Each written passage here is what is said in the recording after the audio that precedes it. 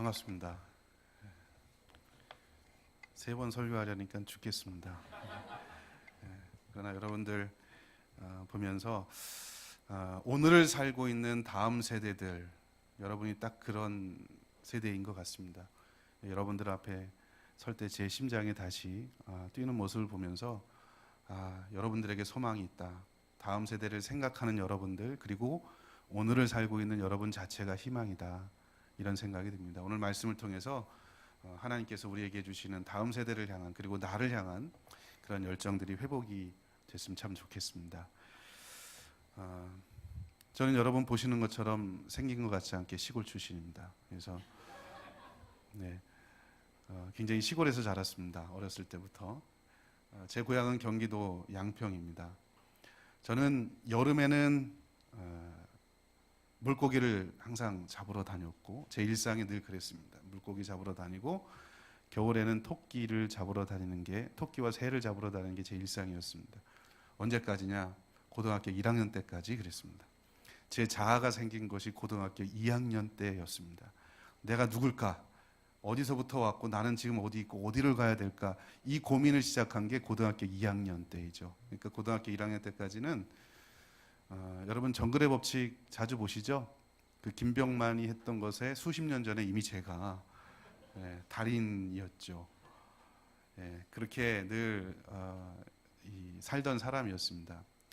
고등학교 1학년 때였던 것 같아요. 제가 새총을 만들어서 밤새도록 만들었습니다. 밤새도록 새총을 만들어서 내가 이번에 새를 꼭 잡고 말리라.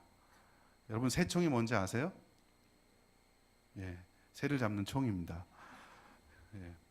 이 노란 고무줄에다가 나무를 깎아서 고무줄을 달고 그 다음에 거기에 이제 돌을 매달아 갖고 딱 쏘는 거예요. 여러분 기억 상상이 가시죠? 그래서 제가 이제 새를 잡으려고, 겨울이 됐습니다. 새를 잡으려고 들판으로 나가서, 논 앞에 나가서 기도를 했어요. 저는 항상 새를 잡기 전에는 기도를 합니다.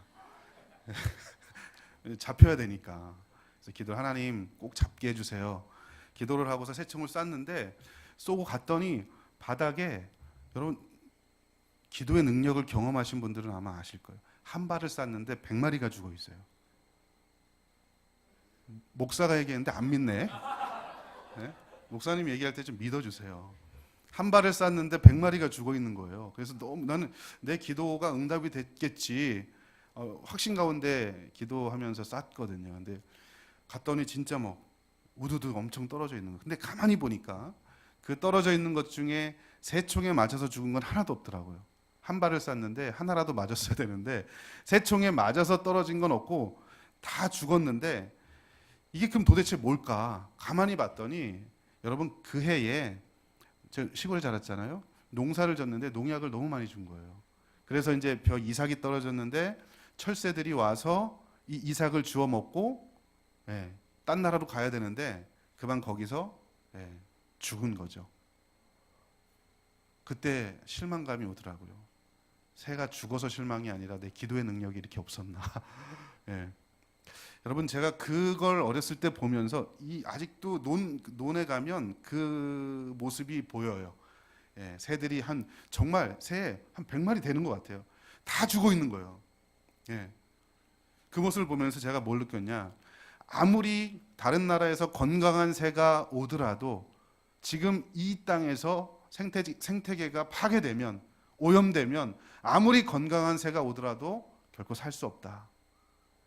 하나의 새가 온전하고 건강하게 그 자리에 지금까지 있었어도 살아가고 있는 생태계 환경 자체가 건강하고 온전하지 못하면 그 새는 병들어 죽을 수밖에 없는 것이다.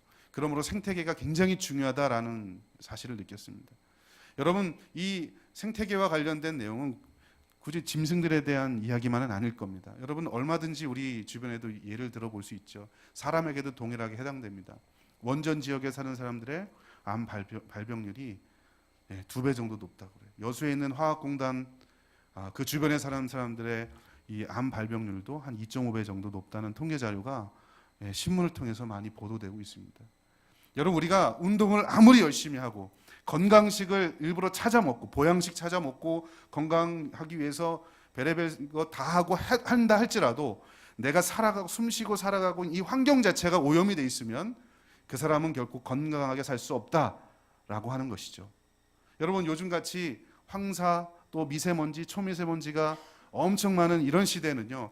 여러분이 아무리 그저 좋은 거 먹고 있어도 건강을 위하는 마음으로 좋은 거 먹고 또 운동하고 그래도 밖에 나가서 몇 시간 돌아다니면 그거 다 무산되는 거예요.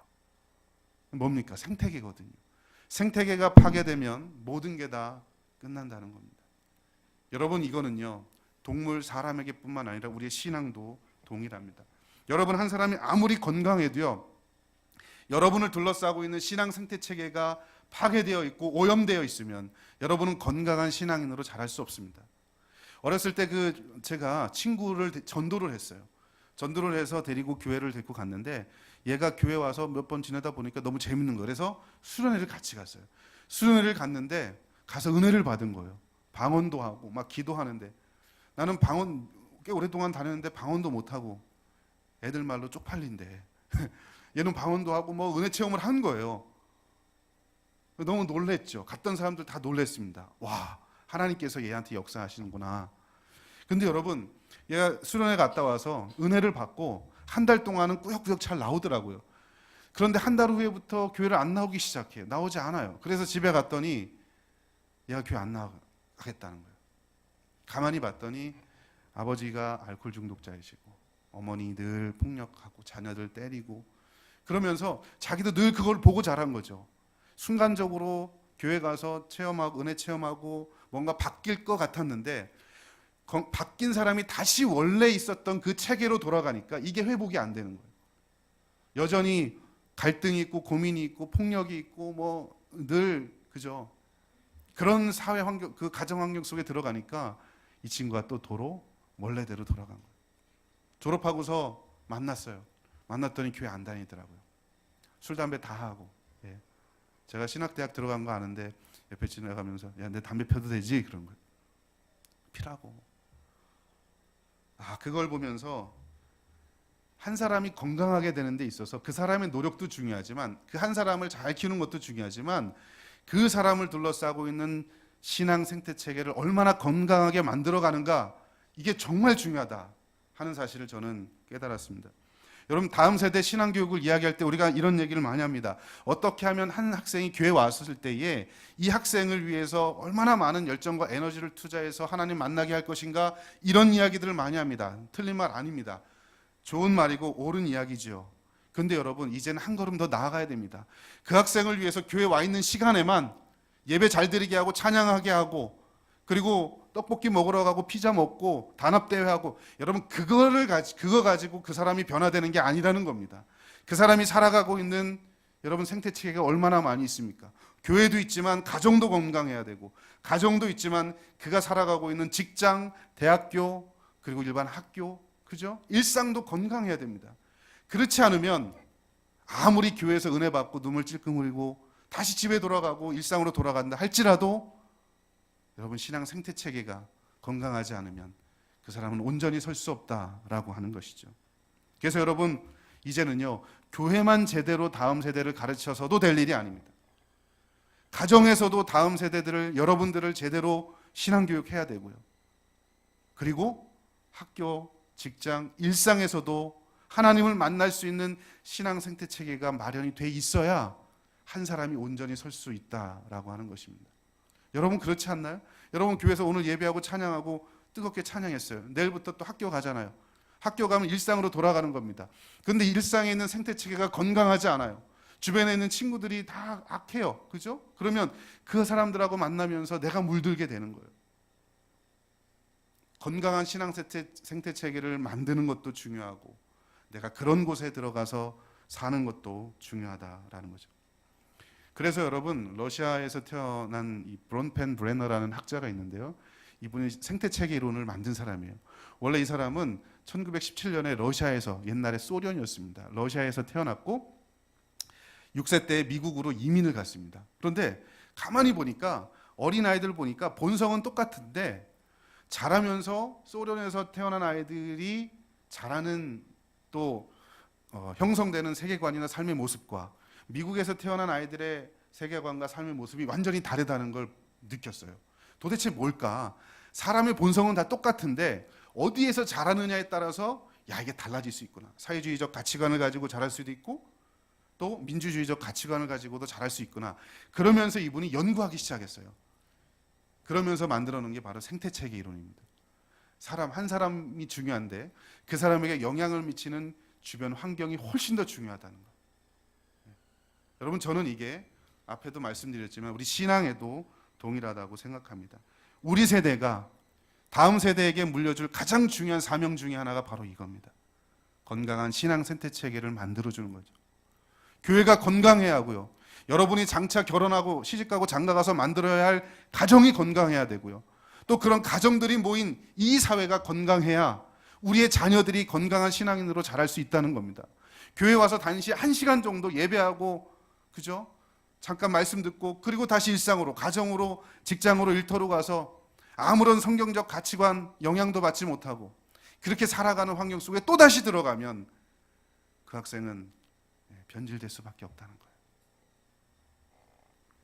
그런 면에서 여러분, 성경에서 보면 이 신앙 생태체계가 가장 완벽했던 시기가 바로 오늘 우리가 읽었던 이 본문 말씀입니다. 창세기 1장과 2장에 나오는 이 말씀입니다. 저는요, 성경에서 가장 아름다운 모습을 그린다라고 하면 아마 창세기 1장, 2장인 것 같아요. 가장 완벽했던 모습이었으니까. 세상의 그 어떤 수필가도, 그 어떤 소설가도, 그 어떤 화가도 창세기 1장과 2장, 타락하기 전에 인간의 하나님과 교제하면서 살던 그 에덴 동산에서의 모습, 이것보다 더 완벽한 모습은 그릴 수 없을 겁니다. 여러분, 신학적으로 보더라도요, 이 타락하기 전에 아담과 하와가 있었던 이 시기는요, 얼마나 완벽했냐면, 이 아담과 하와가 있었던 이 시기는요, 죄를 짓지 않을 가능성이 있는 시기였습니다. 그런데 우리 시대, 지금 우리 시대는요, 죄를 짓지 않으면 안 되는 상태입니다. 우리가 천국 가면요, 죄를 지을 수 없는 상태가 될 것입니다. 천국 가는 거는 이 세상이 아니니까 이 세상에 있는 역사 동안 가장 완벽한 시기, 죄를 짓지 않을 가능성이 있는 시기가 바로 아담과 하와 타락 이전의 시기였다는 거예요. 여러분, 이 때가 왜 완벽했느냐? 세 가지가 완벽했습니다. 하나님과의 교제가 완벽했고요. 그리고 가정에서의 교제가 완벽했고요. 자연과의 교제가 완벽했습니다. 이게 여러분, 아담과 하와를 둘러싼 신앙 생태체계 세 가지가 이 트로이카라고 하잖아요. 세 가지가 완벽했다는 거예요. 하나님과의 교제가 완벽했고, 사람과의 교제, 가정이잖아요. 아담과 하와. 가정에서의 교제가 완벽했고, 그리고 하나님께서 만들어 놓은 이 자연과의 교제가 완벽했던 시기, 유일한 그 시기가 바로 아담과 하와의 시기였다라는 겁니다. 여러분, 저는요, 제가 이따 궁극적으로 말씀드리겠지만 다음 세대 신앙 생태체계를 확립해야 된다. 그 말은 바로 이 원형을 회복해야 된다는 거예요. 하나님과의 교제가 있는 곳, 교회에 아이들이 나올 때마다 하나님과의 교제가 왕성해야 되고요. 가정에서의 교제가 완벽한 것, 가정에서 엄마 아빠의 신앙 모습을 보면서, 우리 형제들의 모습을 보면서 아, 나도 이렇게 살아야 되겠다. 신앙이 회복되어진 가정이 있어야 하고요. 자연과의 교제, 학교에 가잖아요, 그죠? 일상에, 우리 직장에 가잖아요. 그곳에서 신앙의 교제가 완벽하게 이루어지는 이런 곳으로 회복이 돼야 된다라고 하는 게 제가 여러분들에게 드리고 싶은 말씀이에요. 여러분, 먼저 에덴 동산에서 아담과 하와는요, 하나님과의 교제가 완벽했던 시기였습니다. 우리가 읽었지만 창세기 1장 26절, 27절 말씀에 성경이 이렇게 표현하고 있습니다. 하나님이 자기 형사 곧 하나님의 형상대로 사람을 창조하시되 남자와 여자를 창조하시고 하나님이 그들에게 복을 주시며 라고 말합니다. 하나님께서 사람을 만드셨습니다. 완벽하게 만드셨죠. 남자와 여자로 만드시고 그들에게 복을 주셨고, 어떻게 만드셨냐? 하나님의 형상을 따라 만들어졌습니다. 하나님의 형상을 따랐다는 건 우리가 외면이 닮았다는 게 아닙니다. 하나님의 마음이 닮았다는 거죠.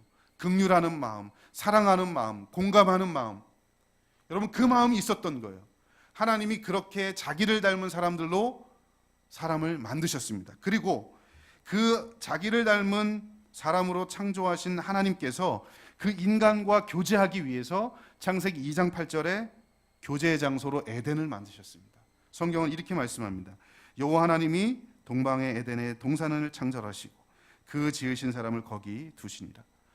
하나님의 형상대로, 나의 형상대로 만든 이 인간들을, 사람들을 이들과 교제하기 위해서 하나님께서 에덴을 만드셨는데, 여러분이 에덴이란 말이 무슨 뜻인지 아십니까? 에덴이란 말이 성경에 보면 기쁨의 동산이라는 뜻입니다. 히브리어로.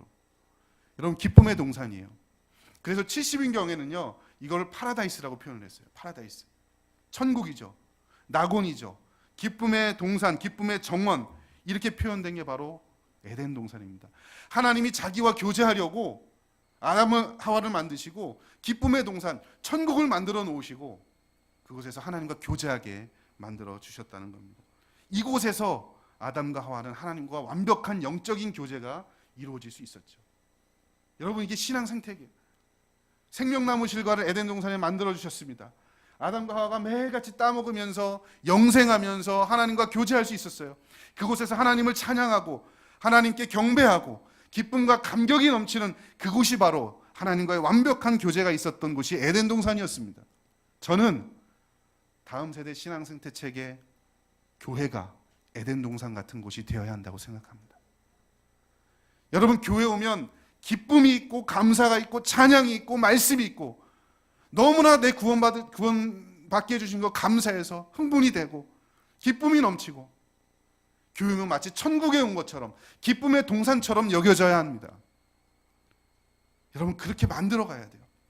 아마 이 자리에는 교회학교 교사들로 섬기는 분들이 많을 겁니다. 여러분, 우리 중고등부 아이들, 유초등부 아이들이 부서에서 섬기는 예배, 교회 와서 예배를 통해서 여기가 정말 기쁨의 동산이고 천국이라고 느껴지도록 여러분 그런 감격적인 예배를 만들어 가고 계십니까? 그런 기도를 하고 계십니까? 그런 찬양을 하고 계십니까? 그리고 이 자리에 여러분 나와 계시잖아요. 오늘 나와 있는 이 시간에 하나님 앞에 기쁨의 예배, 여기가 천국인 것처럼 예배를 통해서 감사가 있고 기쁨이 있고 회복이 있고 마치 천국처럼 그런 곳으로 여러분 여겨지시냐 하는 거죠. 오늘날 교회, 그런데 현실을 보면 그렇지 않은 경우가 많아요.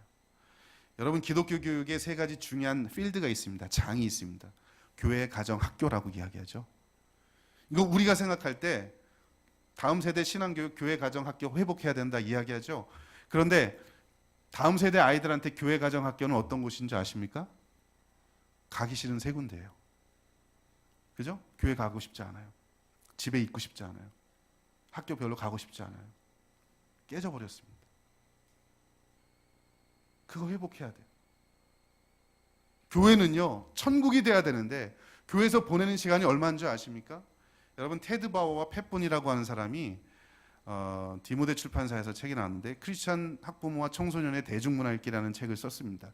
여기에 보면 미국의 통계긴 하지만 청소년들이 17세가 될 때까지 의미 있게 보내는 시간이 어딘가 조사한 게 있어요. 여기 보면 교회가 800시간, 가정이 2000시간, 학교가 11,000시간, 미디어에서 63,000시간을 보냅니다. 여러분, 교회는 겨우 800시간이에요. 가정은 2000시간이지만 미디어를 누가 통제합니까? 63,000시간을? 가정이죠. 그럼 65,000시간이 되는 거예요.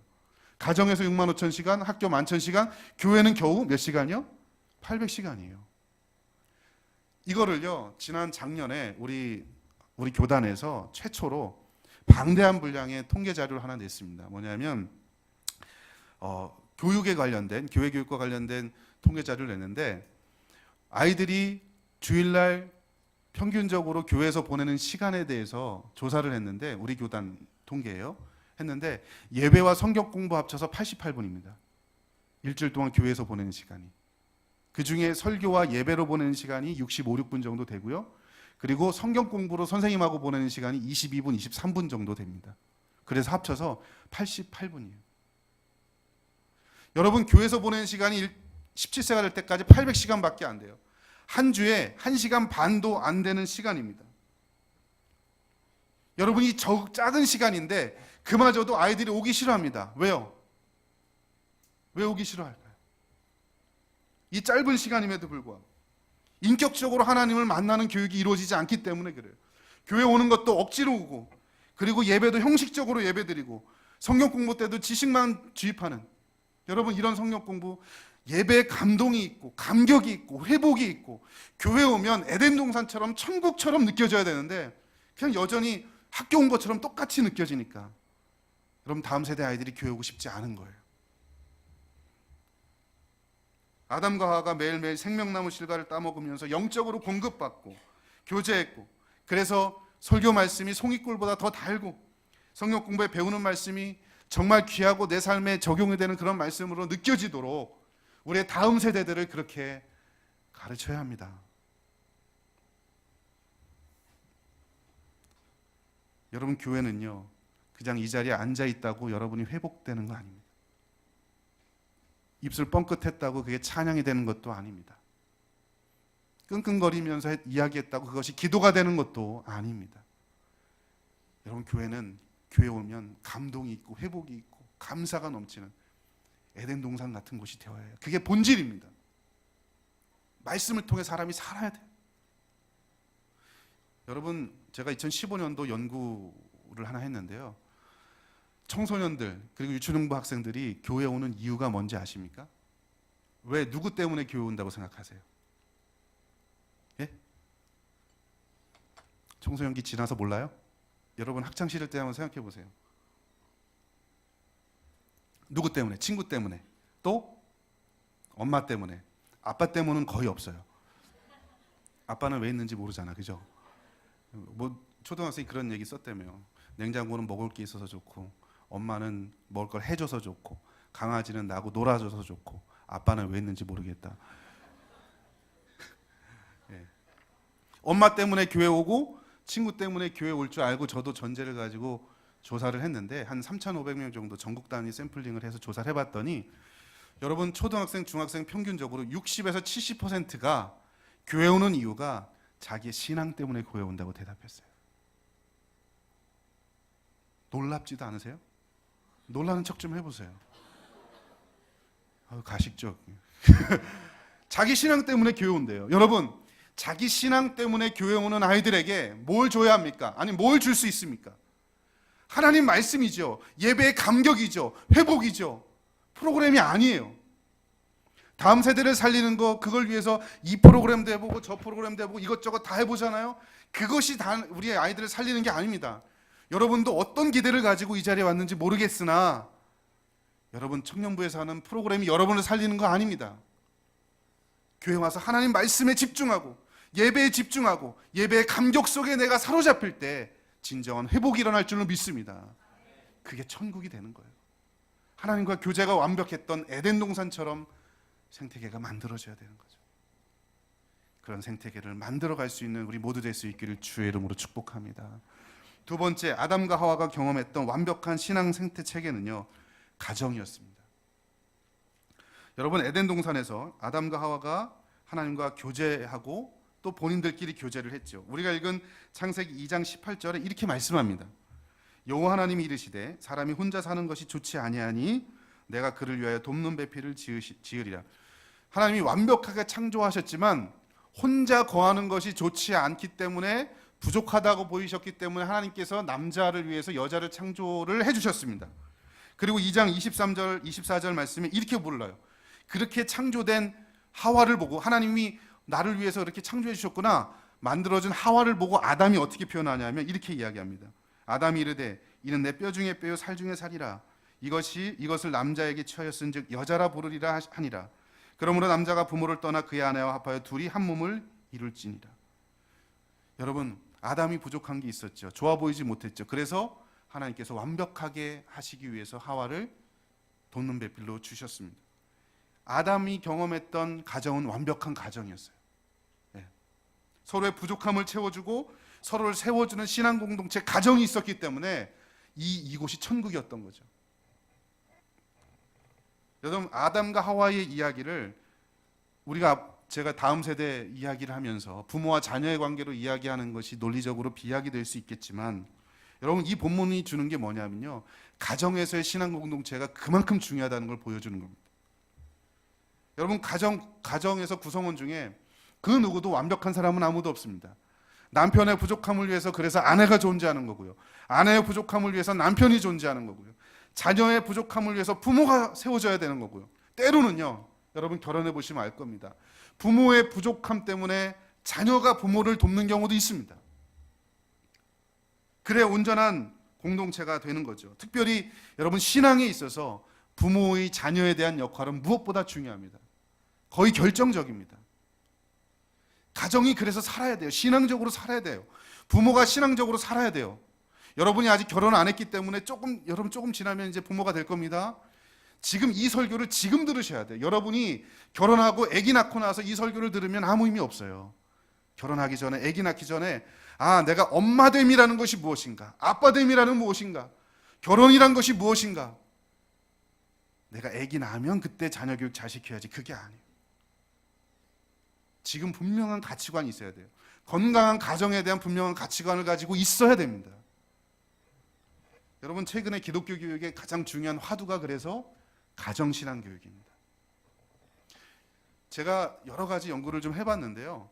그 중에 여러분 부모와의 어렸을 때 어떤 애착 관계를 형성했느냐에 따라서 성인이 돼서 다른 사람과 관계 맺는 방식이 결정이 되고, 심지어는 하나님을 인식할 때 어떤 하나님으로 인식할지가 결정이 됩니다. 그게 어렸을 때 부모와 어떤 관계를 맺었느냐, 애착, 이거요. 예를 들어서 부모님이 근엄하세요. 저처럼 뼈대 있는 집안에서 자란 사람이라고 칩시다. 근엄하시고, 그래서 저는 유교적 집안에 자랐거든요. 그리고 아버지가 이렇게 살가운 분이 아니세요. 그리고 못하면 혼도 내고 막 그랬어요. 못한 게 별로 없어서 많이 혼내진 않았지만 그런 분이셨어요. 아버지가 그때 신앙이 없으셨거든요. 지금 제가 눈 감고 기도할 때 하나님 아버지라고 부르잖아요. 그때 그 하나님이 어떤 하나님으로 인식이 되는지 아십니까? 살갑고 사랑해주고 포용해주고 그런 하나님보다는 하나님한테 나 잘해야 돼, 열심히 해야 돼, 내가 잘못하면 벌하실지도 몰라, 율법적인 하나님으로 인식이 돼요. 그런데 반대로요, 자라면서 부모님과 애착관계가 아주 잘 된 분이 있죠. 친근감 있고 사랑해주고 내가 잘못해도 용서해주고 받아주고 장난 잘 치고 같이 놀아줬던 그런 아버지, 특히 아버지랑 같이 보냈던 분들은요, 지금 여러분 눈 감고 한번 하나님 아버지라고 불러보세요. 그때 하나님에 대한 이미지가 따스한 하나님, 사랑해주는 하나님, 포용해주는 하나님, 그런 하나님으로 인식이 돼요. 여러분, 그게 언제 결정된다고요? 어렸을 때 부모와 어떤 애착관계를 형성하는, 가정에서 부모가 그래서 중요한 거예요. 여러분, 부모 되기 전에 그걸 깨달으셔야 돼요. 부모 되기 나면 늦어요. 아기 키우는데 정신 없거든요. 저는 아직도 정신이 없어요. 아기를 셋이나 낳았고, 첫째를 낳으니까 세계관이 바뀌고요, 둘째를 낳으니까 우주관이 바뀌고, 셋째를 낳으니까 인생관이 바뀌면서 무슨 생각이 드느냐, 아기 키우는데 제가 교육학을 전공했잖아요. 교육이 다 필요 없다, 두 가지만 있으면 된다, 힘과 목소리. 교육받지 않으면 이렇게 돼요. 너무 늦게 깨닫는 거죠. 가정이 회복이 돼야 돼요. 교회도 회복이 돼야 되지만 아이들이 절대적으로 많은 시간을 보내는 가정 회복이 돼야 됩니다. 부모를 통해서 하나님을 봐요. 인성도 똑같아요, 여러분. 제가 연구 결과에 의하면 청년 대학생들을 대상으로 연구를 했어요. 이 학생들의 인성이 어떻게 형성이 됐는가? 인성의 지적인 부분은 아버지의 영향력이 큽니다. 내가 어떤 가치를 가지고 살아야 될지, 가치관, 세계관, 기준에 영향을 주는 건요, 아버지의 영향력이 커요. 반대로 인성의 정적인 부분이 있죠. 사람 보면 막 측은한 마음이 생기고 공감하는 마음이 생기고, 이런 것들은요, 엄마의 영향력이 절대적입니다. 그러니까 지적인 부분과 관련돼서는 아버지의 영향력이 크고요, 정서적인 부분과 관련돼서는 어머니의 영향력이 큽니다. 그러니까 여러분, 가정에서 머리가 나쁘면 누구 때문에 그래요? 누구요? 아빠. 성격이 나쁘면 누구 때문에 그래요? 누구요? 엄마. 여러분, 맞아요. 뭘 바라보고 뭘 기준으로 살아갈지를 정해주는 건 아버지의 역할입니다. 사람들에 대해서 어떤 마음을 품고 살아야 할지 정적인 부분은 어머니의 역할입니다. 여러분, 가정이 그래서 중요하다는 거예요. 신앙을 형성해 주는 것도 중요하지만 부모님이 인격을 형성해 주는 것도 부모님의 역할이 결정적이라는 겁니다. 2015년, 17년도 제 연구 결과에 의하면요, 부모의 세속적인 가치관, 이것 때문에 아이들이 교회 안 나와요. 부모의 결정적인 여러분 영향력은요, 아이들의 진로와 미래, 뭘 먹고 살 건지 이것까지도 부모가 결정한다는 거예요. 다음 세대의 결정적인 영향을 그러므로 부모가 미친다는 거죠. 가정에 있다는 겁니다. 여러분, 제가 최근에 기사를 봤어요. 한 일주일 전쯤인데, 고등학교를 졸업하고 대학에 취업한 학생들, 대학에 들어가거나 취업한 학생들을 대상으로 너 고등학교 때까지는 교회를 잘 나왔는데 왜 교회 안 나가니? 라고 물었는데요. 가장 제일 많이 나온 게 뭔지 아십니까? 부모님 때문이래요. 부모님의 이중적인 모습 때문에. 교회에서는 천사처럼 집사, 권사, 장로인데 집에 와서는 그보다 더 악한 엄마가 없어요. 악한 아빠가 없어요. 여러분, 그게 최근의 통계입니다. 그 모습을 보면, 이걸 보면서 부모님이 정말 중요하다. 교회에서 여러분 이렇게 은혜 받고 가도요, 가정이 황폐해지면 여러분 회복하기가 힘들어요. 교육학에서 보면 잠재적 교육과정이라는 게 있습니다. 보이지 않지만 삶으로, 본으로 뒷사람들에게, 나를 따라오는 사람들에게 내 삶을 보여주는 거예요. 여러분, 부모가 그거 하셔야 돼요. 여러분 지금부터 그걸 준비하셔야 됩니다. 여러분의 자녀들을 그렇게 하려면, 건강한 자녀로 양육하려면 여러분 지금부터 여러분이 준비하셔야 해요. 부모가 진실한 그리스도인이 되어야 합니다. 부모가 바른 세계관을 가지고 있어야 됩니다. 부모가 본을 보여야 합니다. 건강한 신앙 생태 체계를 만들어가는 우리 모두가 됐으면 참 좋겠습니다. 세 번째로 아담과 하와가 경험한 완벽한 생태 체계는요, 바로 자연이었습니다. 여러분, 창세기 1장과 2장에 등장하는 천지 창조는요, 얼마나 완벽했는지를 보여주는데, 이 완벽한 천지를 창조하신 이유가 누구를 위해서 만들어주셨느냐? 사람을 위해서 만드셨어요. 사람을 위해서 만드시고, 여러분 창조의 순서를 아시죠? 빨리 안다 그러세요. 예, 물어볼 테니까. 예, 첫째 날, 둘째 날, 셋, 넷, 다섯, 여섯째 날. 왜 만드셨을까요? 누구를 위해서? 사람이 살도록 하기 위해서. 재밌는 건 짝이에요. 첫째 날을 만드시고 넷째 날에 존재해야 될 것들을 두셨어요. 둘째 날을 만드신 건 다섯째 날 존재할 것들을 거기 두시려고 둘째 날을 만드신 거예요. 둘째 날 거. 그 다음에 셋째 날 거는 여섯째 날, 이렇게. 그리고 이 모든 것들은 사람을 위해서 만드셨습니다. 하나님께서 사람을 위해서 자연 만물을 만들어 주셨어요. 그리고 그래서 여러분, 그렇게 만들어 주시고서 아담과 하와에게 질서를 지키도록 책임을 주셨습니다. 그래서 아담과 하와가 해야 될 일은요, 이 질서를, 자연 만물을 잘 보존하고 가꾸어서 함께, 나뿐만 아니라 이 자연 만물을 통해서도 하나님께 영광을 돌리도록 아담에게 책임을 부여하셨습니다. 자연을 파괴하는 것이 아니라, 무시하는 것이 아니라 온 자연 만물이 하나님을 찬양하도록 그렇게 영광을 드러내도록 만들어 주셨는데, 여러분 창세기 2장 15절 말씀에 성경이 이렇게 말씀합니다. 여호와 하나님이 그 사람을 이끌어 에덴 동산에 두어 그것을 경작하고 지키게 하시고 라고 말씀합니다. 에덴 동산에 아담을 두시고 에덴 동산을 경작하고 지키게 하셨어요. 여기서 말하는 두다라는 단어는요, 히브리적 개념으로 단순히 아담을 밀어넣었다 이런 개념이 아니고 그곳에서 안식을 누리게 하셨다, 이런 의미입니다. 누리게 하고 안식하게 한다, 그런 의미가 있습니다.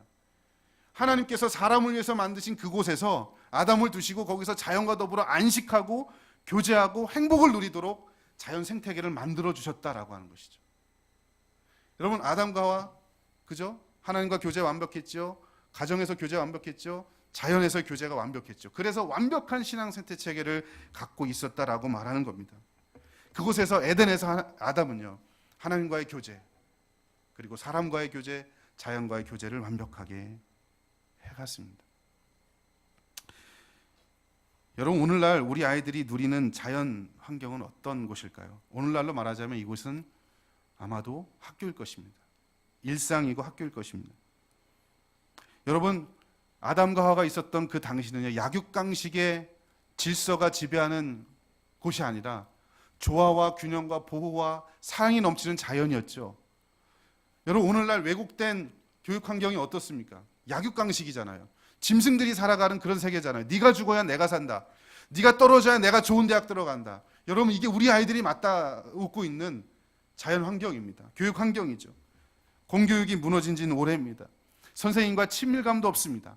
친구들과 친밀감도 없습니다. 입학과 입시와 성적에 찌들어 있습니다. 그래서 약육강식입니다. 공교육이 무너지니까 사교육이 번창하기 시작합니다.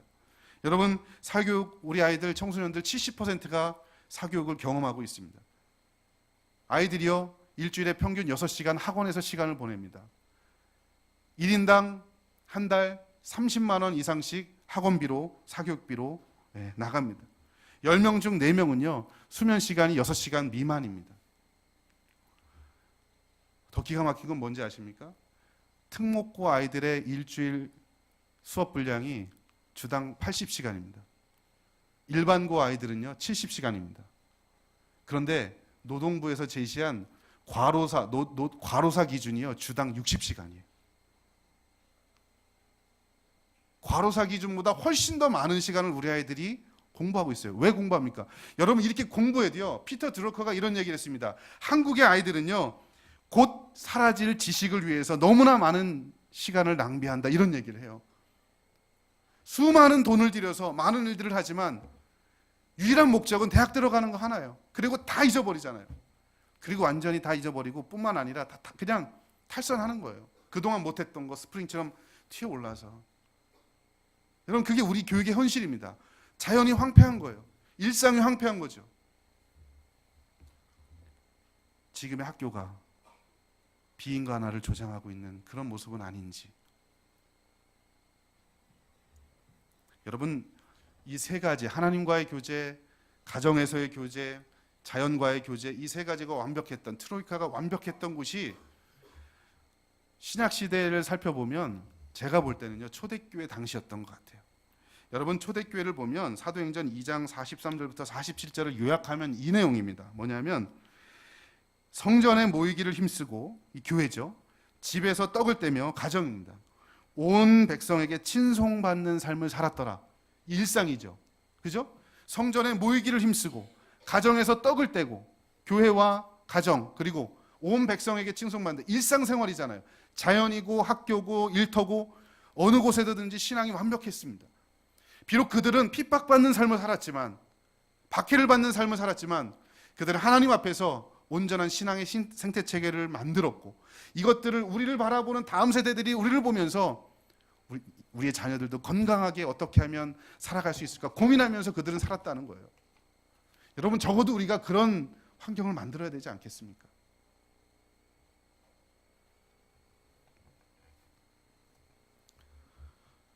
시간이 얼마 안 남았습니다. 그런데 아직 반을 못 왔습니다. 어차피 이번 오고 안 올 거기 때문에 저는 끝까지 할 예정인데 여러분이 사는 환경이 그렇습니까? 정말 건강한 신앙 생태체계가 만들어져 있나요? 여러분 학교 한번 생각해 보세요. 가정 생각해 보세요. 교회는 그래도 제가 여기 와서 보니까 정말 여러분의 교회는 건강한 것 같아요. 근데 그거로 만족해서는 안 돼요. 여러분 창세기에 나오는 롯이 있잖아요. 이 롯에 대해서 베드로후서에서 롯을 이렇게 표현했어요. 재밌는데 베드로후서 2장 7절 8절에 보면 이렇습니다. 무법한 자들의 음란한 행실로 말미암아 고통당하는 의로운 롯을 건지셨으니 이는 이 의인이 그들 중에 거하며 날마다 저 불법한 행실을 보고 들음으로 그 의로운 심령이 상하니라. 여러분 롯이 아브라함의 조카잖아요. 의로웠대요. 근데 의로운 사람이 매일매일 본 게 뭐냐면 무법한 자들의 음란한 행실을 보고 불법한 행실을 보니까 자기가 의인이라도 한 사람이 건강해도 자기가 살아가는 세상이 음란하고 불법한 이런 환경 속에서 사니까 의인이 고통했다는 거예요. 쉽지 않다는 겁니다. 여러분 우리 똑같지 않나요? 교회 문 밖에 나가면 우리가 발 딛고 그저 살아가는 이 환경은요 이런 환경이에요. 불법하고 음란하고 의로운 롯이 거기서 고통하는 거예요. 거기서 하나님이 건져주신 거죠. 생태체계가 무너지면 그게 어려운 거예요. 여러분이 아무리 여기서 은혜 받고 가도. 제가 올해 2월 달에 캐나다에 갈 기회가 있었습니다. 캐나다의 기독교 학교들을 방문하고 왔는데 여러분 캐나다가 우리가 알다시피 캐나다는 동성애 그리고 동성결혼을 합법화시킨 나라입니다. 그래서 기독교인들 특별히 1950년대에 화란 네덜란드에서 이민 온 개혁주의 신앙을 갖고 있는 순수한 신앙을 갖고 있는 분들이 캐나다에 제일 먼저 와서 뭐를 건설했느냐? 교회를 세웠습니다. 교회를 세우고 그 길 건너에 기독교 학교를 세웠어요. 여러분 왜 그랬을까요? 아무리 교회에서 주일날 신앙교육 받고 있어도 주중에 학교 가서 일반 공립학교 가서 세속적인 가치관과 교육을 받으면 물들 수밖에 없다는 거. 그래서 개혁주의자들은요, 신앙이 좋은 사람들은 교회를 세우고 길 건너에 기독교 학교를 세우고 그리고 가정에서 자녀를 케어하고. 여러분, 이 기독교 학교의 교사들이 대부분 부모님들이에요. 배워서 자기들이 교사로 섬기죠. 자기를 가르쳤던 사람이 누구냐라고 물어보니까 자기 아버지 옆집 아저씨였대요. 그분들에게서 받고 내가 교사가 됐고, 아마도 지금 그 학교 다니는 내 자녀들, 내 후손들이 나를 이어서 분명히 또 교사가 될 것이고. 그래서 여러분, 교회에서 신앙교육 받고, 학교에서 건강한 가치관과 세계관으로 교육 무장하고, 그리고 가정에서 부모님과 예배하면서 여러분, 신앙의 트로이카를 그렇게 구성해 가더라고요. 여러분, 저는요, 세속화의 물결을 거스를 수는 없습니다. 그거를 거스를 수 있는 유일한 방법은요, 우리의 환경을, 신앙 생태 체계를 바꾸는 거예요. 계속 말씀드리지만 교회가 그래서 건강해야 하고요. 교회 올 때마다 여러분 은혜 충만하고 성령 충만하고 여러분 은혜를 여러분 여기서 충만히 경험하고 돌아가야 돼요. 그리고 가정에서 부모님이 자녀들에게 신앙적인 영향력을 끼쳐야 돼요. 그리고 주변에 신앙 공동체가 많아서 일상으로 들어갔을 때도 여기서 헷갈리지 않고 하나님 중심 가치 기준을 갖고 살아갈 수 있는 그런 여러분 세 가지 이 신앙 공동체를 우리가 만들어야 한다는 겁니다. 제가 보니까 우리 여기 하늘빛 교회는요, 교회 교육은 잘 하셔요. 그리고 학교 교육도 대안학교를 세운 것 같더라고요. 여러분은 물론 수혜자가 아니지만, 그죠?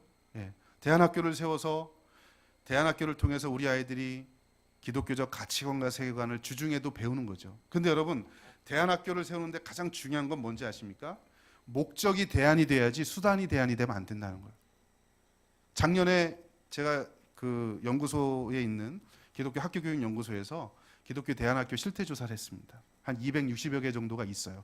그 중에서 폐업한 학교도 한 3, 40개 정도가 됩니다. 여러분, 기독교 대안학교가 세워지면 목적이 대안이 되는 학교를 세워야 돼요. 목적이 뭡니까? 예수 그리스도를 닮은 성숙한 신앙인으로 만들어서 이 세대를 거스르는 거룩한 백성들을 만드는 게 대안학교의 목적입니다. 그런데 지금 있는 아주 많은 대안학교들이 목적이 어떠느냐? 목적은요, 세상하고 똑같아요. 좋은 대학 가는 거. 그런데 수단만 달라요. 일반 공교육에서는 공교육을 통해서 가는 거고, 대안학교는 경험학습이나 자기주도 학습을 통해서 좋은 대학 가는 거예요. 수단만 대안이 되면 안 된다는 거예요. 목적이 대안이 되어야 합니다. 여러분, 그런 학교들을 만들어 가셔야 돼요. 그런 학교에 여러분들이 교사들이 되셔야 돼요. 그래서 영향력을 끼쳐야 됩니다. 교회는요, 그래서 주일학교가 있어야 되고요, 주중학교가 있어야 되고요, 주말학교가 있어야 됩니다. 주일학교는요, 교회가 책임져야 합니다. 주중학교는요, 학교가 책임져야 합니다. 주말학교는요, 부모가 책임져야 합니다. 여러분, 부모가 책임져야 돼요. 주말에 부모님과 함께 신앙적인 대화도 하고 교제도 하고. 그래서 여러분, 교회가 할 수 있으면, 여러분 청년들이니까 좀 그렇긴 한데, 할 수 있으면 구역 편성을 할 때 부모 발달 단계에 맞춰서 구역 편성을 하셔야 돼요. 자식의 연령대와 비슷한 부모들끼리 구역을 묶어줘야 됩니다. 그분들이 같이 신앙적 교제를 하게 하고 대화를 하게 하고 다음 세대를 어떻게 키울 것인가. 영화 보면 영화부 자녀를 둔 부모들이 모여서 구역을 만들도록, 그죠? 청소년 보면 중학생이면 중학생 자녀를 둔 부모들이 모여서 한 구역이 되고, 그렇게 가야 돼요. 생태체계 자체를 다음 세대에 초점 맞춰야 됩니다. 여러분, 그렇게 해도 건강한 아이 하나 만들어내기가 쉽지 않아요. 우리가 너무나 잘 알고 있는 아프리카 속담 아시죠? 예, 한 아이를 키우는데 온 마을이 필요하다. 그 아이만 건강해서 될 일이 아니라는 거죠. 예, 온 마을이 필요한 거예요. 공동체가 필요한 겁니다. 엄마 아빠도 건강해야 되고, 마을도 건강해야 되고, 교회도 건강해야 되고. 사랑하는 성도 여러분, 그리고 우리 청년 여러분, 여러분이 그런 건강한 신앙 공동체를 만들어가는 사람이 됐으면 참 좋겠습니다. 다음 세대 소망 없다고 수많은 얘기들을 합니다. 그러나 그 소망은 주님께 있습니다. 우리가 그 주님을 신뢰하면서 교회를 건강하게 세우고, 가정을 건강하게 세우고, 우리의 자연과 일터를 건강하게 세워서 다음 세대를 믿음으로 세우는 일에 앞장서는 우리 모든 성도들, 청년들, 또 제가 될 수 있기를 주의 이름으로 축원합니다. 기도하겠습니다.